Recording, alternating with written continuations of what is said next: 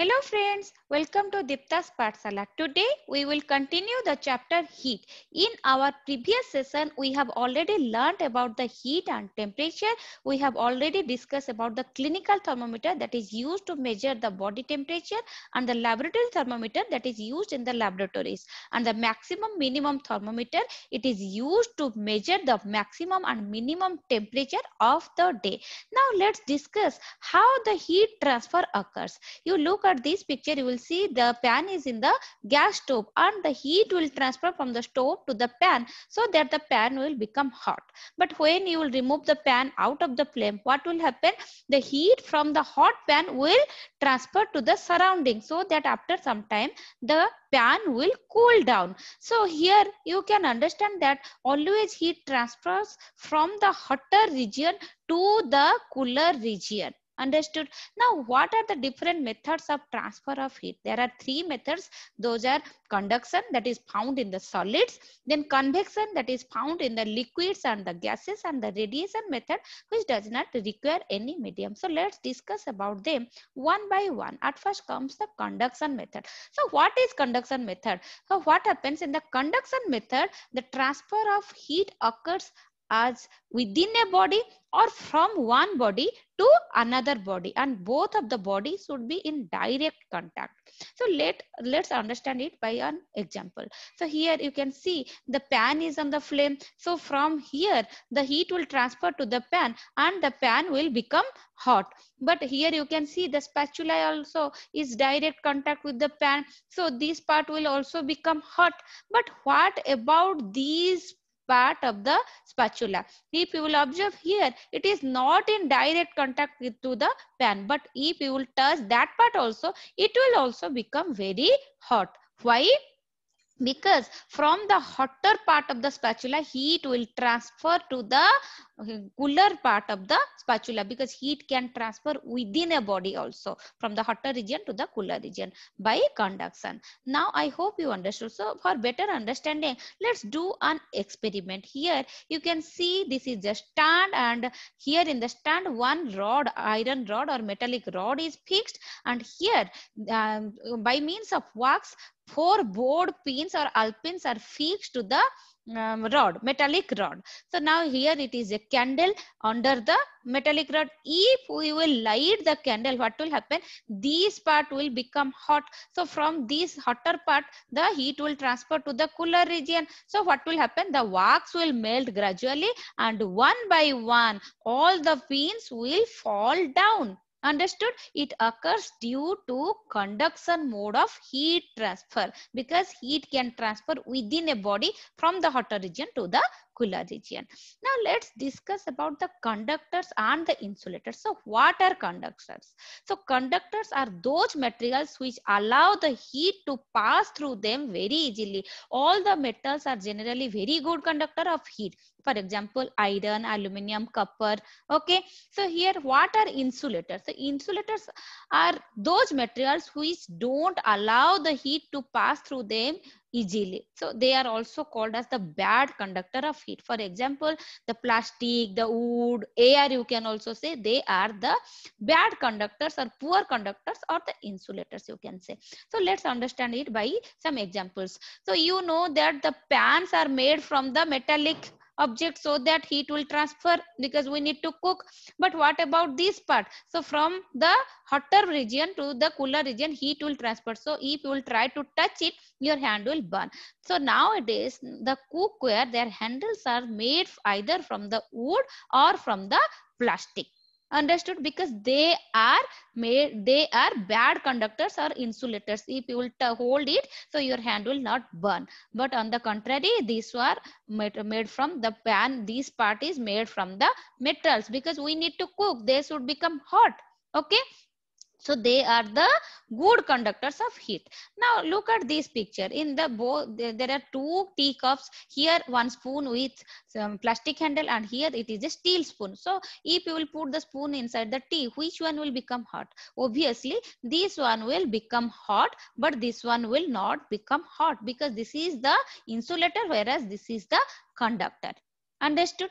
So now what is the convection mode of heat transfer. So convection is the transfer of heat due to the bulk movement of the molecules in the fluids. Fluid means gas or liquid. So before I explain you about convection, keep it in mind that when the fluids means the gas and liquids are provided with heat, they expands up, okay, because their volume increases, they become lighter in weight, so they always expand up. Okay, so now let's understand how convection occurs in liquid. Here in the picture you can see in a bowl, this is the potassium permanganate. When we put potassium permanganate in water, it gives a pink color. Okay, now let's take some water and put that water in a round bottom flask. Now keep the flask on the tripod stand and just put a candle below it. Now put the potassium permanganate gently through a straw to the bottom so that it will settle down. Now when you will put the flame, you will observe the molecules will go directly above the flame. Okay, so why not from here? Why the molecules will not go from the surrounding? So because this part is cooler, so this part will become hot, so it will expand up and rise up, and from the cooler region the molecules will come to this part. Okay, again they will heat up and they will also go up. So this is the bulk movement. So from all parts the molecules will involve. So gradually the water will become hot. This is called convection method of heat transfer. Now what is convection in gas? Okay, so have you ever seen that when the incense sticks are there burning, so always the air rises up, not towards the side. Why?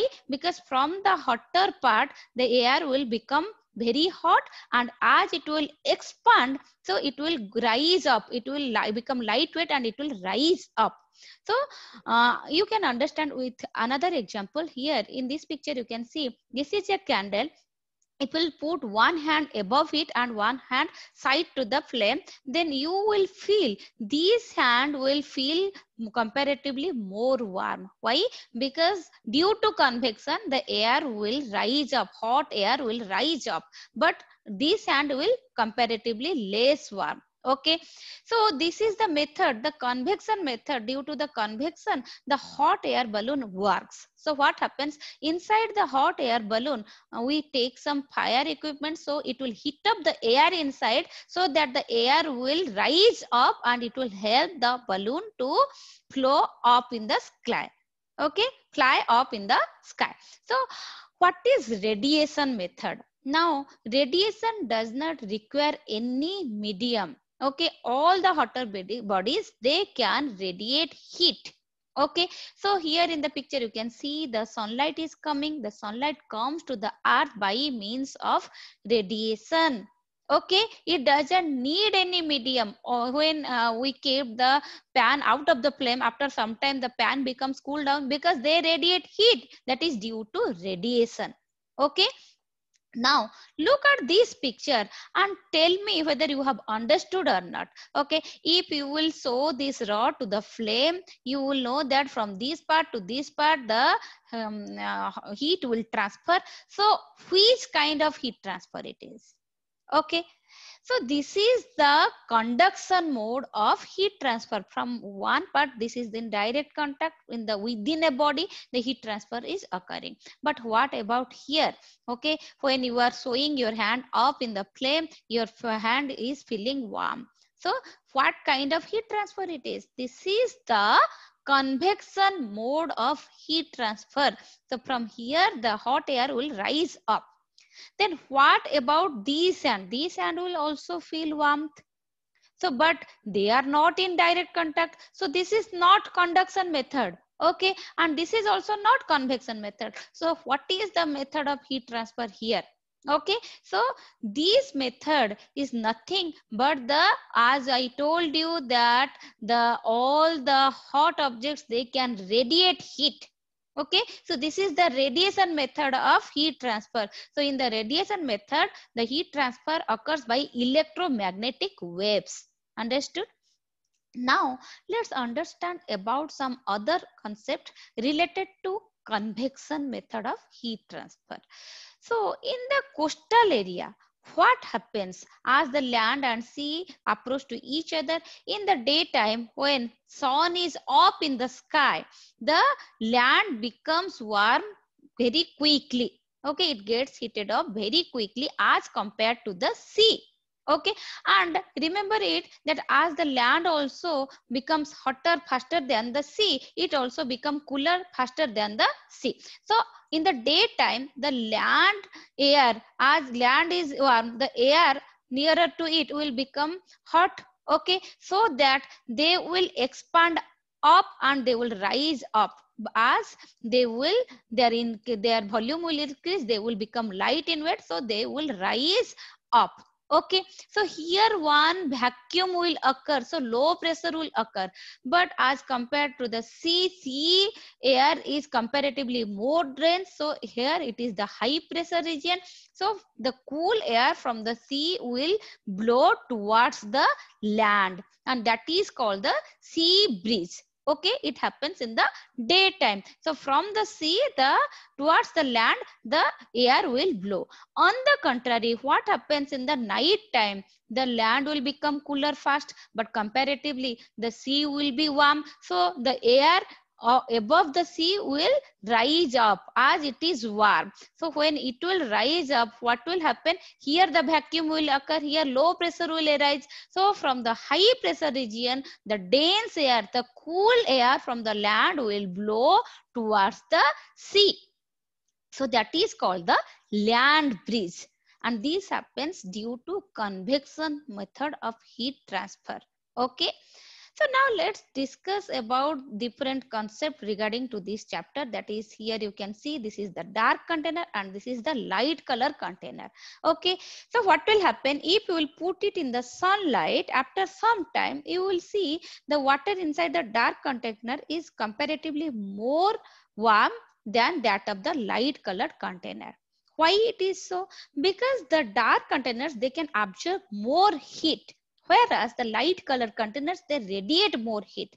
That is the reason the water inside the dark color container will be more warmer. So it will also become cool down less, and as compared to the dark color container, the water inside the light color container, it will become cooler faster than that of the dark color container. So that is the reason. Okay, as dark colors absorb more heat and the light colors radiates more heat, we generally prefer to wear dark color clothes in the winter and light color clothes in the summer. So what happens when we light color clothes are used in the summer season? What will happen? It will radiate more heat and we will feel comfortable. On the contrary, we choose dark color clothes in the winter so that it will absorb the heat. As in winter we feel cold, our body needs warm. So when we will use the dark color clothes, so our body will get more comfort.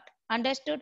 So when we use the woolen clothes in winter, what happens? Inside the woolen clothes, so most of the air will be trapped. So as you know that air is the bad conductor of heat, so it will prevent the heat loss from the body and we will feel warm, more comfortable. On the contrary, we choose light color and cotton clothes in the summer season, because the cotton clothes, they will radiate more heat, as the light color will radiate more heat and they will absorb more sweat from our body, and our body heat will be radiated faster, so that we will feel comfortable. That's why we prefer to wear cotton clothes in summer season. Okay, now tell me, if you will be provided with a single thick blanket and two thin blankets, which one you will prefer to use in winter season? Okay, so you will definitely choose this one and not the single thick blanket. Why? Because in the single thick blanket, what will happen? No extra layer of air will be there, so it will provide less warmth.